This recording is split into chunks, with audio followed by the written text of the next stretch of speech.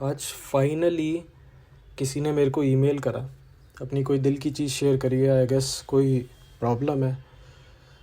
तो इस पर्सन ने मुझसे पूछा है, मुझे हर समय फ्यूचर की चिंता रहती है, फिर भी कुछ अच्छा नहीं होता। समझ नहीं आ रहा। सॉरी दोस्त, थोड़ा ऐसे टाइप है। समझ नहीं आ रहा क्या करूं। आप क्या करते मेरी जगह होते तो। बहुत सिंपल और शॉर्ट सवाल पूछा है।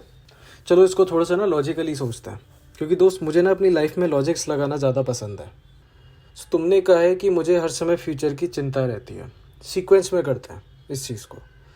पहली चीज़ तो दोस्त, मेरे पास इन्फॉर्मेशन है इनकम्प्लीट। वो कैसे कि तुमने कहा है मुझे। अच्छा, एक तो ये ईमेल जो है तुमने अनोनिमस आईडी से भेजा है, कोई बात नहीं, उससे फ़र्क नहीं पड़ता। लेकिन अगर किसी के मन में कोई भी चीज़ हो तो एक बार पूरा सिनेरियो देना कि घर की कंडीशन ठीक है, तुम मेंटली परेशान तो नहीं हो ज़्यादा, कोई ऐसा स्ट्रेस तो नहीं है जो तुम मुझे बता नहीं पा रहे या फिर बता नहीं सकते। कुछ भी हो सकता है। जैसे कई लोगों की लाइफ में कोई रिलेशनशिप प्रॉब्लम होती है, तो ज़रूरी नहीं है वो हर किसी को बताए, बट एक एटलीस्ट हिंट दे सकते हो कि हाँ और भी अदर स्ट्रेस है, कुछ ऐसे करके। अगर इस पर्टिकुलर प्रॉब्लम की क्वेश्चन की बात करें, इसमें तुमने सिर्फ एक ही चीज़ बताई है कि मुझे हर समय फ्यूचर की टेंशन होती रहती है, फिर भी कुछ ठीक नहीं होता। सबसे पहले ये सवाल है मेरा तुमसे दोस्त, और तुम्हें ये वीडियो मैं इसलिए बना रहा हूँ ताकि तुम खुद ही अपनी प्रॉब्लम्स रेक्टिफाई कर पाओ कि क्या तुम्हें सिर्फ टेंशन ही होती रहती है या फिर तुम कोई एक्टिवली स्टेप्स भी लेते हो।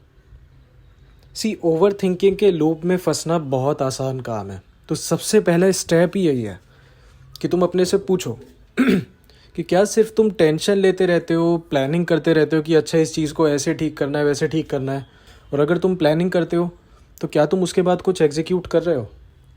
बिकॉज दोस्त, विदाउट एग्जीक्यूशन कुछ नहीं होने वाला है ना। तुम कितनी भी प्लानिंग कर लो, कितनी भी, जब तक तुम एग्जीक्यूट नहीं करोगे उस चीज़ को, तब तक कुछ नहीं होने वाला। तो ये तो था पहला सिनेरियो, जिससे कि हो सकता है कि अगर ऐसा कुछ हो रहा है, बहुत ध्यान से सोचना दोस्त, अपने से झूठ मत बोलना। तुम एक बार को मेरे से झूठ बोल जाओगे, तुम इस दुनिया में बड़े बड़े काउंसलर्स से झूठ बोल जाओगे, बट अपने से नहीं बोल सकते तुम। मन ही मन सबको पता होता है कि हमारी क्या कमी है क्या नहीं। तो एक बार अपने से ऑनेस्टली इस चीज़ को पूछना और ऑनेस्टली जवाब देना कि कहीं ऐसा तो नहीं है मैं बस चिंता ही करते रहता हूँ। देखो, तुम चिंता करते हो अपने फ्यूचर की, इसका दो मतलब है। पहला, थिंग्स आर नॉट राइट, और तुम्हारा दिमाग इस चीज़ को समझ रहा है कि ये फ्यूचर के लिए अच्छा नहीं है। जो ये चीज़ें अभी ख़राब चल रही हैं, इनका आउटकम ख़राब आ सकता है। तो पहले तो कूडोस, अपने लिए ताली बजाओ कि हाँ, एटलीस्ट तुम्हारा दिमाग इस चीज़ को समझ रहा है। क्योंकि majority of the people, they are just very careless. बस अपनी ज़िंदगी जी रहे हैं मज़े में, उनको फ़र्क ही नहीं पड़ रहा कि क्या है प्रेजेंट में, फ्यूचर के लिए क्या है क्या नहीं है। और दूसरा, ये अच्छा साइन है कि एटलीस्ट तुम सोच रहे हो, at least you are putting some effort to it. तो धैर्य रखना, तुम अच्छा सही डायरेक्शन में जा रहे हो दोस्त। बस सबसे पहला अपने से यही सवाल पूछना कि क्या तुम सिर्फ प्लानिंग की ओवर थिंकिंग वाली स्टेज में फंस गए कि बस प्लानिंग करे जा रहे हो, या फिर नहीं। अब आते दूसरे सिनेरियो पे। अज्यूमिंग कि तुम प्लानिंग भी कर रहे हो, तुम एग्जीक्यूशन भी कर रहे हो, तो अब इसमें भी दो सिनेरियोज बन जाते हैं अलग अलग। इसके अंदर भी मतलब सब सिनेरियोज बन जाते हैं। कंडीशन पहली ये है कि जो तुमने प्लान करा है, क्या वो फैक्ट्स को ध्यान में रखते हुए प्लानिंग करी है, क्या वो रियलिटी को ध्यान में रखते हुए प्लानिंग करी है। Because it is the most important thing. वहाँ पे भी चीज़ें गड़बड़ हो सकती है। अगर तुम्हारे प्लान में ही गड़बड़ हो तो ऑफकोर्स चीज़ें गड़बड़ होंगी। फॉर एग्ज़ाम्पल, मैं इसको एक एग्जाम्पल से समझाता हूँ। मान लो किसी के घर में फैमिली प्रॉब्लम्स रहती है और दोनों ही पेरेंट्स ना बहुत ही एग्रेसिव है और एक दूसरे से लड़ते रहते हैं हर समय, जो कि बहुत कॉमनली बहुत घरों में होता है। और उस चक्कर में तुम पढ़ाई नहीं कर पाते ढंग से। तो तुमने प्लानिंग तो बना ली कि मैं इतना पढ़ूंगा, उतना पढ़ूंगा, इतना पढ़ूंगा और एग्जाम्स में मैं फोड़ दूंगा, पर प्रैक्टिकली तुम्हें भी पता है कि तुम्हारा दिमाग डिस्ट्रैक्ट होगा, तुम्हारा मन नहीं लगेगा। ऐसे में तुम क्या कर सकते हो? कोई ऐसा कमरा ढूंढो घर में या तो जिसमें शांति रहे। पेरेंट्स को थोड़ा सा तुम समझाओ, पेरेंट्स के साथ किसी काउंसलिंग में चले जाओ अगर जा सकते हो तो, अगर पेरेंट्स एग्री करते हैं तो। या फिर अपने कान में रुई ठूसो और बैठो। मतलब कोई ना कोई उसका सॉल्यूशन निकालना पड़ेगा। अगर तुमने उस फैक्ट को काउंट नहीं करा तो फिर तो तुम्हारी प्लानिंग फेल होगी ही ना दोस्त। समझ गए होगे, मतलब एक मैंने जनरल सा एग्जांपल दिया है, that might not be the case, but अगर कुछ ऐसे ही सिमिलर केस है तो पहले सारे फैक्ट्स को दिमाग में लाओ। ऐसा हो सकता है एक और, चलो मैं दूसरे बेटर एग्जांपल से समझाता हूँ। मान लो तुम्हारा एग्ज़ाम आ रहा है, 3 दिन बाद ही एग्ज़ाम है और तुमने पूरे साल भर कुछ पढ़ा ही नहीं है। और अब तुम आज प्लान कर रहे हो कि मैं आज से ही लग जाऊंगा, दिन के कई कई घंटे खींच लूँगा और पढ़ूंगा। तो दोस्त प्रैक्टिकली वो भी नहीं होने वाला। फैक्चुअल बात कर रहा हूँ मैं, एकदम फैक्ट्स के बेसिस पे, एकदम साइकोलॉजी के बेसिस पे, जैसे हमारा दिमाग चलता है वैसे नहीं तुम कर पाओगे। कोई नहीं कर सकता, कोई माइकल लाल नहीं कर सकता इस दुनिया में कि जो पूरे साल भर ना पढ़ा हो वो अचानक से 3 दिन बिल्कुल ही कई कई घंटे खींच लेगा। नहीं, तुम्हारा मन ही नहीं लगेगा। तुम दिन के मुश्किल से 7-8 घंटे मुश्किल से जैसे तैसे मर मर के, वो भी एक डर में, एग्ज़ाम के डर में, खींच लोगे। उससे ज़्यादा नहीं पढ़ पाओगे तुम। और वो भी बिकॉज तुम्हारी एफिशिएंसी पूरे साल भर कम रही है, शायद 10%, 20% या 50% रही है।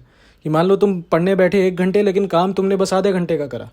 अगर ऐसी एफिशिएंसी तुम्हारी रही है तो यू आर नॉट ट्रेंड। उस फैक्ट को भी काउंट तुम्हें करना पड़ेगा। तो ऐसे में तुम पूरा सिलेबस 0 से उठा के 100 नहीं चाट सकते, तुम्हारे पास टाइम कम बचा है। तो उसमें प्रैक्टिकली क्या बेटर रहेगा कि प्रीवियस ईयर क्वेश्चन उठाओ, इंपॉर्टेंट क्वेश्चन और टॉपिक उठाओ, जो भी इंपॉर्टेंट टॉपिक है यूट्यूब पे देखो, नेट पे देखो, कहीं भी देखो, और उनको कर लो, ताकि एटलीस्ट तुम्हारे थोड़े डिसेंट मार्क्स आ जाए। बिल्कुल रियलिटी में रह के, रियलिटी में रहना बहुत ज़रूरी है दोस्त। तो पहला तो सिनेरियो ये हो गया कि कहीं तुम्हारी प्लानिंग में तो गड़बड़ नहीं है कुछ। अगर तुम एग्जीक्यूशन कर भी रहे हो तो कहीं तुम्हारी प्लानिंग में तो गड़बड़ नहीं है, कहीं उस वजह से तो फेल नहीं हो रहे। दूसरा सिनेरियो जिसका भी काफ़ी हद तक लाइक असर आता है लोगों पे, कि तुमने चलो प्लानिंग भी सही करी, तुम एग्जीक्यूशन भी कर रहे हो, लेकिन तुम इफ़ेक्टिवली एग्जीक्यूट उसको नहीं कर पा रहे। पहले सिनेरियो में दूसरे में छोटा सा फ़र्क है, पहले वाले में प्लानिंग ही गड़बड़ थी, दूसरे वाले में एग्जीक्यूशन तुम्हारा गड़बड़ है। समझ लो कि टेंशन तुम्हें फ्यूचर की इतनी है कि तुम स्ट्रेस में ही अपने दिमाग को खो के रख रहे हो। इसका अगर मैं छोटा सा एग्जांपल दूं तो बहुत से लोग क्या करते हैं, हाय मेरे फ्यूचर की टेंशन, हाय मेरे फ्यूचर की टेंशन, हाय क्या होगा, हाय ये वो, हाय वो ये भूल ही जाता है कि यार जो तुमने प्लान करा है उसको शांत स्वभाव से, शांत मन से बैठ के करना पड़ेगा।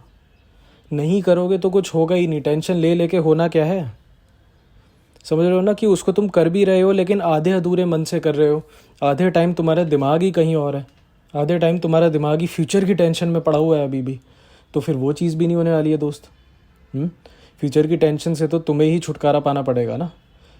तो ऐसी चीज़ के लिए एक मैं सॉल्यूशन दूंगा कि फर्स्ट ध्यान रखना दोस्त, दुनिया ख़त्म नहीं हो रही, ठीक है।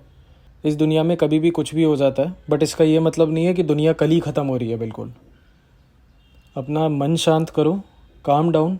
डेली आधे आधे घंटे तो एकदम से ज़्यादा ही हो जाएगा, 10 या 15 मिनट निकाल के मेडिटेशन करो। अगर तुम्हारे को स्ट्रेस रिलेटेड दिक्कत है तो आई एम प्रिटी श्योर कि तुम मेडिटेशन नहीं कर रहे। मेडिटेशन करो, गहरी सांस लो, मन को शांत करो और फिर किसी चीज़ को करने बैठो।